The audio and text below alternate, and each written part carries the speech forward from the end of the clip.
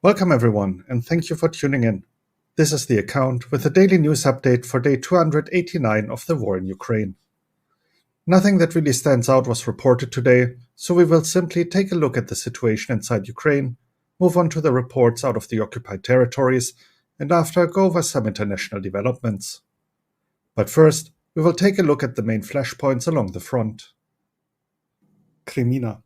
According to Russian sources, namely Vorgonzo, Ukraine has allegedly started a major offensive north of Bilohorivka. They claim up to 80 Ukrainian soldiers crossed the Seversky Donetsk River under cover of tank fire and tried to break into Privilia. Further reports claim Russia shelled the settlement of Pischane, which would indicate it is under Ukrainian control, effectively cutting the P-66 highway.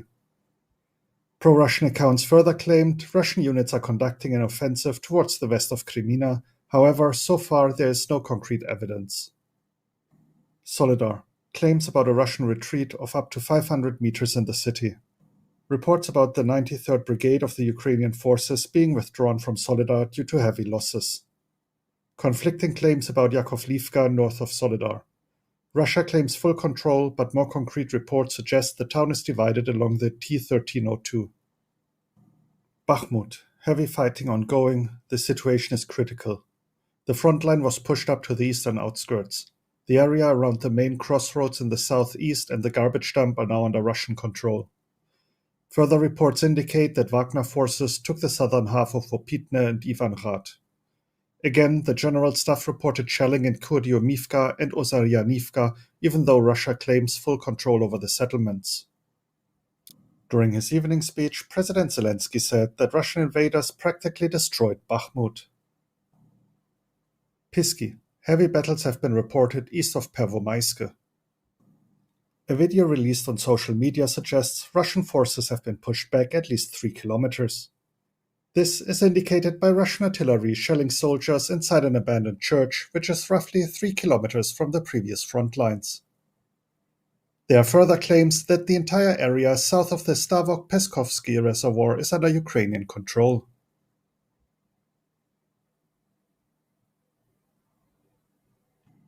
Now let us switch over to today's news. First up, the latest developments out of Ukraine.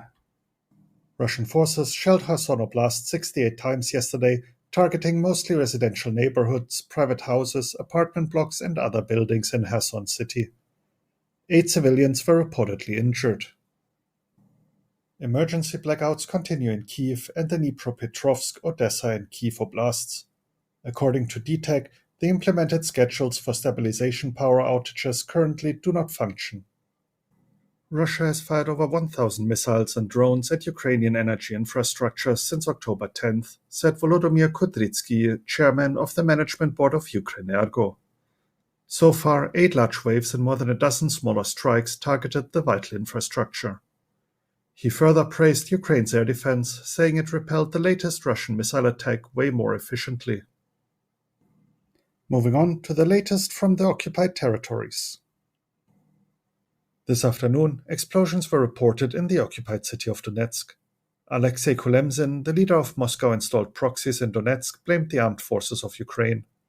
On the other hand, Oleksiy Melnik, a military expert at Ukrainian Razumkov Center, suggests this is Russia's way of turning the local population against Ukraine. Locals reported explosions at a military training ground in Urzuf near Mariupol. No further information is currently available. An increase in deliveries of medical supplies and doctors has been noticed in the Luhansk Oblast. These are exclusively for military use. Locals are outraged as they are forcibly discharged and refused admission to hospitals. Furthermore, medical supplies are running low in public healthcare institutions. Hassan Ibragimov, the nephew of Ramzan Kadyrov, was allegedly sent to Ukraine as a representative in the occupied territories of Kherson and Zaporizhia oblasts. The mayor of Melitopol, Ivan Fedorov, said, "He will make sure that the money goes exclusively into the right pocket, terrorize civilians, and, what is most important, control the local collaborators." Volodymyr Zaldo, a collaborator from Kherson Oblast, claims Russian President Vladimir Putin is planning to build an entirely new city housing a new governmental quarter on the Arabat Spit.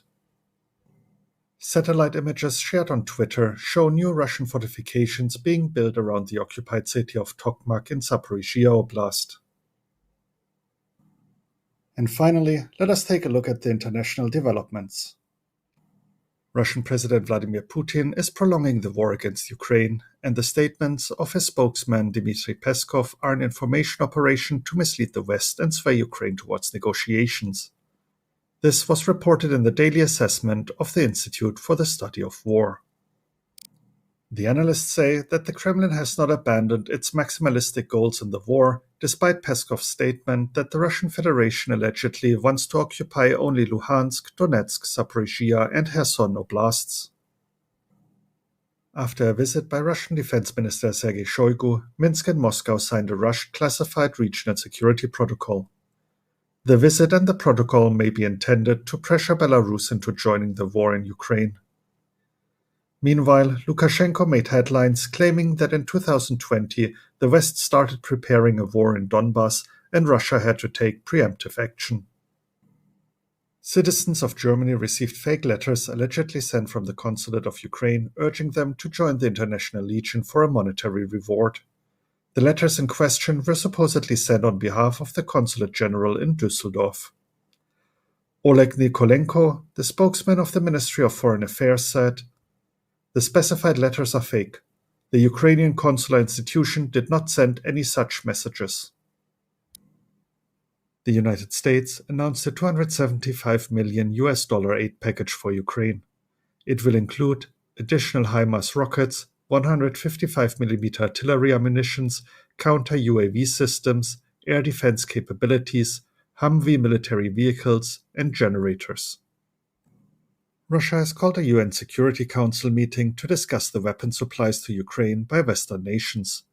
The event is planned for 10 p.m. Kyiv time. And now for some interesting updates from Twitter.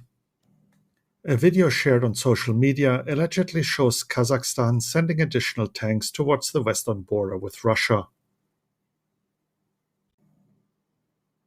A massive fire was reported in the Mega Khimki shopping mall in Moscow. The 7,000 square meter mall burned down completely. Locals reported explosions at the scene, as seen in the attached video.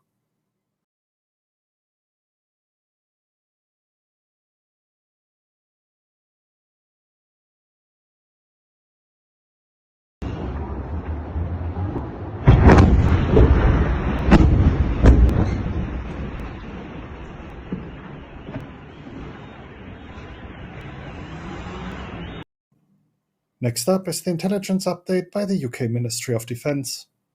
For the first time in 3 weeks, there have been reports of attacks by Iranian-provided one-way attack (OWA) uncrewed aerial vehicles (UAVs). These events remain to be verified, but it is likely that Russia exhausted its previous stock of several hundred Shahed 131s and 136 and has now received a resupply. On December 6, 2022, the Ukrainian General Staff reported shooting down 17 UAVs, including 14 Shaheds 136. On December 7, 2022, Ukrainian officials reported the use of Iranian-provided OWA UAVs targeting Zaporizhia and Dnipro oblasts. The last previously reported shooting down of Iranian Shahed 136 in Ukraine was on November 17, 2022. If verified, it is likely that Russia has recommenced attacks with newly delivered OWA UAV systems. And finally, the evening report by the General Staff of Ukraine. The enemy continues to focus its efforts on conducting an offensive in the Bakhmut direction. He is trying to improve his tactical position in the Liman and Avdiivka directions. In other directions, the enemy is concentrating its efforts on restraining the actions of units of the Defense Forces of Ukraine, shelling the positions of our troops and civilian objects, and equipping defensive lines and positions. The enemy continues to lose manpower. Over the past day, up to 50 wounded mercenaries from a private military campaign were brought to the central city hospital of Avdiivka, Luhansk region. At the same time, mobilization measures are ongoing in some regions of the Russian Federation. So, in particular, summons continue to be served to conscripts in the Samara region. And that wraps up today's report. If you're interested in reading up on certain topics, I included the links in the description. Thank you for tuning in and have a great day. You were listening to The Account. Slava Ukraini.